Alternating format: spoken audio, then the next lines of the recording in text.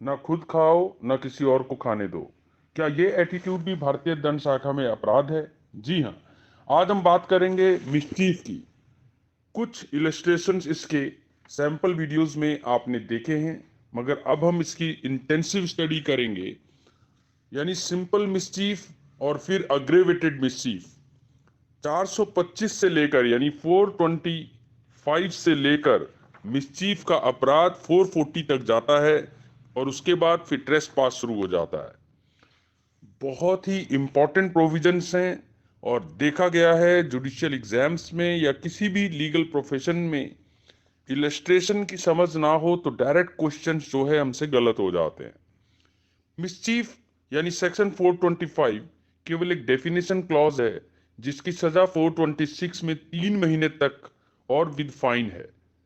Non cognizable और bailable और compoundable tribal by any magistrate से समझ आ जाता है कि इसको ज्यादा सीरियस अपराध नहीं माना गया।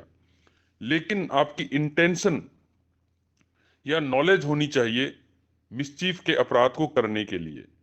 किस चीज का इंटेंशन, किस चीज की नॉलेज, कि आप जो काम कर रहे हो उससे किसी इंडिविजुअल को या पूरे पब्लिक को रॉन्गफुल लॉस या फिर डैमेज हो जाएगा। और फिर आप जो है रॉन्गफुल लॉस और डैमेज करते हो कैसे? प्रॉपर्टी को डिस्ट्रक्ट करके या फिर उसमें कोई बदलाव लाके, चेंज लाके, या फिर ऐसा सिचुएशन करके जिससे कि प्रॉपर्टी की वैल्यू डिस्ट्रॉय हो जाए या डिमिनिश हो जाए, या फिर उसकी यूटिलिटी डिमिनिश हो जाए या डिस्ट्रॉय हो जाए, या फिर इंजीरियस तरीके से उस प्रॉपर्टी को नुकसान पहुंचे। तो आपने देखा बहुत वाइड है। लेजिस्लेचर एक एक वर्ड पे ध्यान देती है। डिस्ट्रक्ट करना, डिस्ट्रॉय करना, डिमिनिश करना, यानी कि डी डी डी, डिस्ट्रक्ट करना, डिस्ट्रॉय करना, डिमिनिश करना वैल्यू को, यूटिलिटी को। इसके अलावा सी और ए, या कोई चेंज लेके आना या इस तरीके से अफेक्ट करना कि उसको नुकसान हो। यानी कि अगर आप सोने को सुहागा बनाते हो आग में झोंक के, तो वो आपने मिसचीफ नहीं किया, आपने तो फायदा कर दिया। आपने उसकी वैल्यू नहीं गिराई लेकिन उसका अब यूज नहीं हो सकता। जैसे मैग्नेट है, उसकी वैल्यू नहीं गिरी, वो वही रहा, लेकिन अब वो चिपकने के काम में नहीं आएगा, तो फिर डेफिनेटली वो मिसचीफ है। एक्सप्लेनेशन 1 और एक्सप्लेनेशन 2 मिसचीफ का ये कहता है कि ये बिल्कुल जरूरी नहीं है कि आपके मन में ये जो एक शरारत आई है मिसचीफ करने की, तो आपकी एक्चुअल इंटेंशन ये होनी चाहिए कि जो प्रॉपर्टी का मालिक है उसको लॉस या डैमेज हो। केवल ये काफी है कि आपका जो इंटेंशन था या नॉलेज था वो केवल रॉन्गफुल लॉस या डैमेज करने को था किसी भी पर्सन को, चाहे वो उसका है या नहीं है।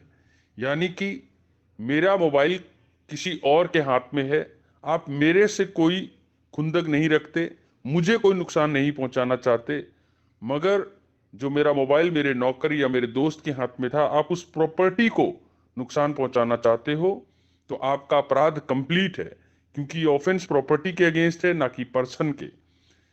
और दूसरी बात, mischief may be committed by an act affecting property belonging to the person who commits the act or to that person and others jointly।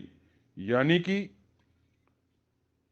Joint property को भी नुकसान पहुंचाया जा सकता है, और मिसचीफ आप अपनी प्रॉपर्टी का भी कर सकते हो।